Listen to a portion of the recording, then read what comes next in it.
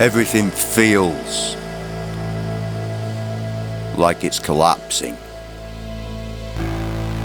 or being demolished. Things are very weird right now.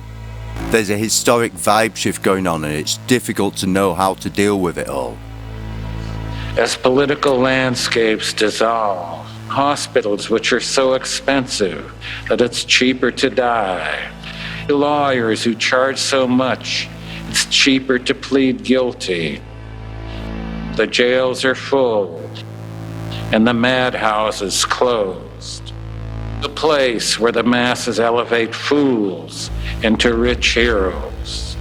The fingers reach for the bottle, the pill, the powder. There will be open and unpunished murder in the streets. It will be guns and roving mobs. Land will be useless. Food will become a diminishing return. Explosions will continually shake the earth.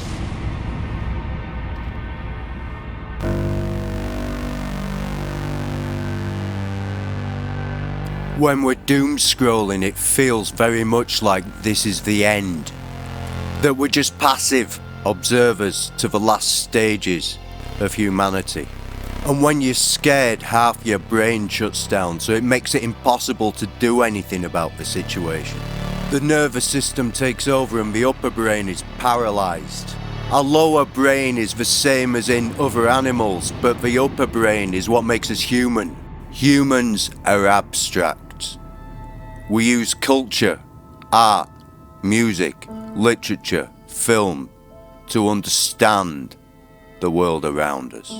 Fear eats the soul, and the modern world's a scary place, but culture makes us whole.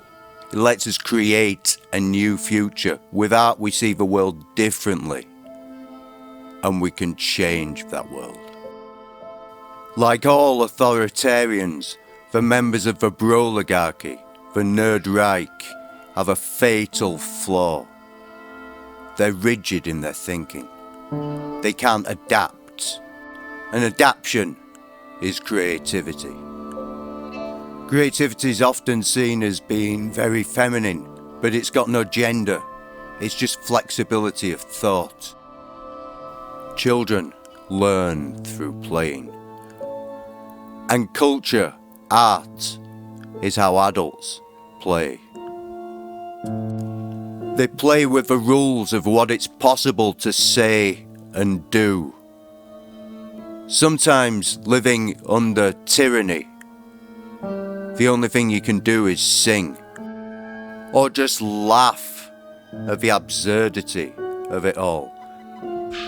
Movements like Dada, Surrealism, Musique Concrète, Psychedelia, Dub Reggae all took apart the world and gave us new ways to look at it.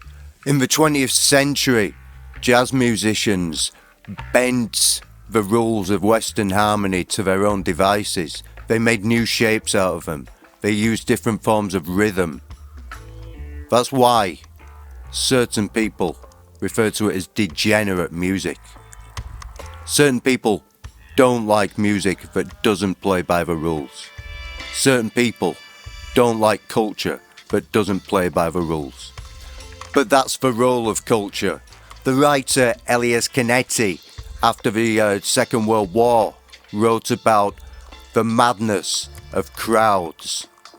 How crowds have their own logic which defies moral reason. But that these crowds and these waves of emotion can be broken down with what he calls crowd crystals. And these are either groups of people or symbols of a better future, of a different way of doing things. They break away from the strictures of authoritarianism. And now more than ever, the world needs crowd crystals. We need people going to the media. We need people doing like creative stuff. We need people creating art. We need people like musicians, bro. Technofeudalism turns people into data points, robbing them of their humanity. And engaging with culture puts us back in touch, allows us to connect with ourselves, to connect with other people, build community, collectives, collaborations, groups. Creativity is a muscle, and it develops through use. Flexibility is a transferable skill. Each time you adapt to a set of circumstances in a creative way, it helps you with the next time around. Original thought breeds original thought. And creativity isn't just about originality, it's about critical thinking as well. The act of creation requires 1,000 yes-no decisions. And all that encourages you to question what's right, what's wrong. This is why certain people would prefer that you use artificial intelligence to generate art and music from prompts instead of engaging with making it yourself. They want you to be a consumer, another data point, because if you develop your creativity, your critical thinking, you might find out a way to get richer than them, and they don't want that. So this is a call to action. You can change the world around you. You can change your internal world through creativity, through engaging with culture, through thinking about the things that it presents. Doing these things helps you empathize with others, build connections, build community. It's what makes us human. It's what stops this story becoming so dystopian. The culture war's been going on for a number of years now, and one side simply wants to destroy the other, but that's not how wars are won. They're won through hearts and minds.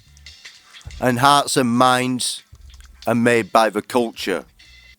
They're made by art. They're made by music. They're made by creativity. And creativity is the fingers of evolution reaching towards a better future.